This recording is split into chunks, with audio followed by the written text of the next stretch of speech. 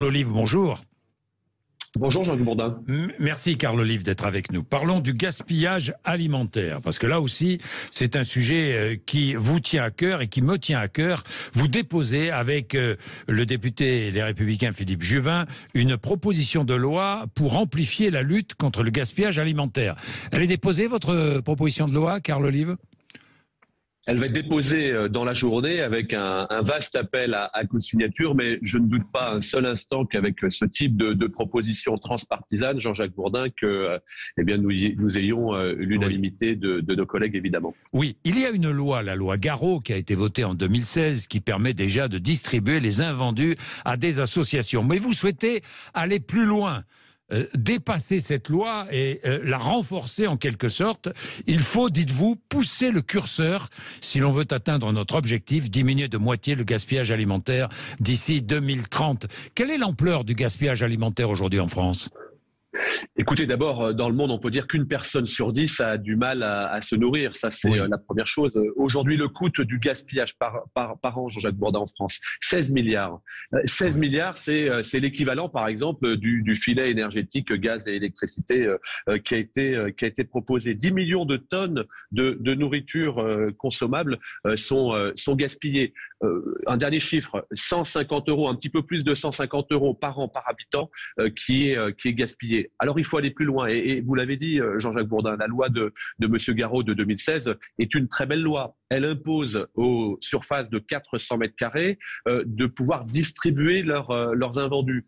Nous proposons avec Philippe Juvin d'abaisser cette surface de 400 mètres carrés à 200 mètres carrés, ce qui va permettre notamment de pouvoir bénéficier de 5000 points, je dirais, de vente potentielle alimentaire supplémentaires. L'objectif, c'est de réduire par 2, mais surtout, c'est de répondre finalement à un double enjeu. D'abord, pouvoir venir en aide à celles et ceux qui ne le peuvent pas, et ensuite lutter contre le gaspillage alimentaire CQFD. Et y a-t-il encore beaucoup d'enseignes qui ne jouent pas le jeu, qui n'appliquent pas la loi, tout simplement ? Globalement, on est dans un contrat gagnant-gagnant et je pense que les Français, comme les commerçants et les directeurs de surface commerciale, jouent le jeu. Maintenant, la confiance n'exclut pas le contrôle. On s'est aperçu que certaines d'entre elles, une minorité d'ailleurs des commerces moins importants, parfois javelisaient les produits invendus pour qu'ils soient impropres à la consommation. Oui. Ça, ce n'est pas entendable. Donc, on va faire en sorte de pouvoir cadrer ces dispositions en permettant notamment à la DGCCRF, la répression des fraudes, de pouvoir, non pas multiplier, mais faire ces contrôles qui permettent de contrôler effectivement et de demander des bilans. On demandera des documents tous les ans pour qu'on ait un bilan de ce qui a été fait en termes de distribution. Contrôler et éventuellement sanctionner. La confiance n'excluant pas le contrôle, les règles étant les règles doivent être appliquées, pas interprétées, effectivement, des sanctions. Alors, on a pu pousser le curseur entre 15 000 et 20 000 € d'amende pour les contrevenants, qui, encore une fois, sont très, très minoritaires. Mais nous souhaitons aussi être dans une prime aux bons élèves avec mon collègue Philippe Juvin. On est au début du processus. Cette loi va cheminer dans les travées de l'Assemblée nationale et c'est aussi l'objectif pour pouvoir dégager un large consensus auprès de l'ensemble de nos collègues députés. Carl Olive, un dernier mot. On va beaucoup parler de la Coupe du Monde de football.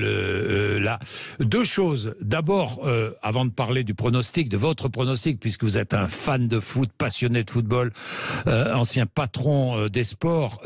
Carl Olive, lorsque le président de la République dit il faut ne pas faire de politique dans le foot, il faut dissocier le foot et la politique. Vous êtes d'accord ou pas ? Bon, ce que je crois, c'est que aujourd'hui, on a l'occasion, mais comme toutes les coupes du monde, et je ne vais pas faire de langue de bois, de participer à un événement mondial qui va rassembler les meilleurs joueurs de la planète et je parle de football en particulier. Après, moi, j'aimerais bien qu'on arrête cette vaste hypocrisie. Toutes celles et ceux qui aujourd'hui crient au scandale depuis quelques mois pour dire surtout, il faut pas aller au Qatar parce que c'est la Coupe du Monde, en gros, du gage de la dictature, etc. J'ai envie de leur dire, on vous a moins entendu il y a 10 ans quand la FIFA, avec ses 211 fédérations affiliées, donc pas à la décision de notre beau pays et de la France de participer à cette Coupe du Monde, on les a moins entendus. Et je redis que cette vaste hypocrisie, ces faux culs première langue, on va les retrouver dans des bars pour aller regarder la Coupe du Monde, et tant mieux parce que ça fera des chiffres d'affaires pour les buralistes. Est-ce que l'équipe de France peut garder son titre, selon vous, Carl Olive ? Et pourquoi pas ? Vous savez, une Coupe du Monde, c'est un marathon, et vous le savez, vous êtes très passionné de ballon rond, Jean-Jacques Bourdin. Moi, je me souviens, avant la Russie, il y a 25% de Français qui disaient qu'ils ne croyaient pas trop en l'équipe de France. On a vu ce qui s'est passé. Il faut que ça parte bien. On a un premier groupe de poules, d'ailleurs, avec l'Australie, le Danemark et la Tunisie. Il faut terminer premier. Ce serait bien de terminer premier. Dans ce que je regardais potentiellement, parce qu'évidemment, moi, je suis un fan absolu de l'équipe de France. J'espère que tous vos éditeurs le sont également, sans aucune équivoque. On pourrait être en demi-finale dans un idéal contre l'équipe d'Allemagne et un remake de 98 en finale contre l'équipe du Brésil. On va avoir une très belle équipe du Brésil. Ça peut être le mondial de Neymar. Bien, eh ben nous verrons. Merci pour votre pronostic, Carl Olive. Merci d'être venu nous voir. 10h56, très vite, je prends Sylvie, qui est à Agen, qui est en colère, Sylvie. Bonjour Sylvie. Oui, bonjour. Vous avez plein de sujets intéressants aujourd'hui. Hein.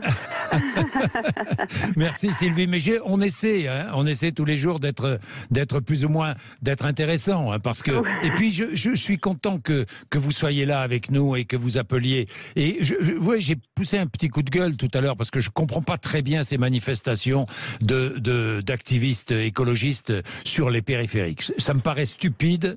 Qu'en pensez-vous, Sylvie? Moi aussi, c'est complètement stupide. On a bien vu les écolos, hein, c'est du complètement stupide. Hein, c'est des sapins, il n'y a plus de sapins. Voilà, maintenant ils vont sur les périphes, alors ça bloque. Les gens sont énervés, ça pollue, donc déjà ça. Donc je pense qu'ils devraient être un peu sanctionnés. C'est comme le fait des tableaux qu'ils ont abîmés. Moi là, par contre, c'est un patrimoine. Mais ils sont protégés, heureusement, hein, Sylvie, ils sont protégés les tableaux. Oui, mais quand même, heureusement qu'ils sont protégés. Mais moi, vous voyez, là, je serais intransigeante. Là, ça mériterait un peu de prison, parce que ou du travail d'intérêt général. Mais c'est ce qui va se passer, je pense, pour beaucoup d'entre eux. Hein. Parce que c'est quand même un patrimoine inestimable, et c'est quand même. Mais ils ont la tête où ? Je les comprends pas. Moi, je les comprends pas. Bon, merci Sylvie d'être avec nous à Agen. Allez, merci. À bientôt, au revoir. Bonne journée, au revoir Sylvie. On va parler foot, la Coupe du Monde de football. Envoyez-nous votre pronostic, tiens, 0826 300 300. Qui va gagner cette Coupe du Monde, selon vous? Moi, j'ai mon pronostic, je le donnerai.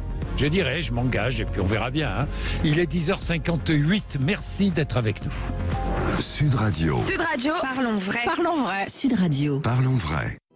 Comment expliquer à quelqu'un qui ne sait pas nager ce que c'est que de flotter? Comment décririez-vous la saveur d'un plat étoilé? Marcher sur le sable mouillé ou les feux d'artifice? Il y a des choses qui ne s'expliquent pas. Qui l'a vécu en a gardé la trace. Comunitat Valenciana, Méditerranée, en live et en sécurité. Boulanger. Chérie, ça y est, j'ai trouvé le club de mes rêves. En plus, c'est moi la star. Ah bon? Tu t'es remis au foot? Non, même pas. Mais j'ai plein de récompenses. D'accord. Tu m'expliques? Bienvenue au Club Boulanger. Un nouveau programme sur mesure pour vivre le meilleur de Boulanger. Avec des offres exclusives, la livraison offerte et plein d'autres avantages. Au sein du Club Boulanger, libre à vous d'opter pour la formule qui vous convient. Boulanger, si bien ensemble. Conditions en magasin et sur boulanger.com. À votre oncle qui, au repas de famille, dit « Non mais franchement, la politique du gouvernement... À votre grand-mère qui dit « Ça serait bien de vous marier quand même ». À votre sœur qui lance « De toute façon, t'as toujours été la petite préférée ». Et à votre beau-frère qui ajoute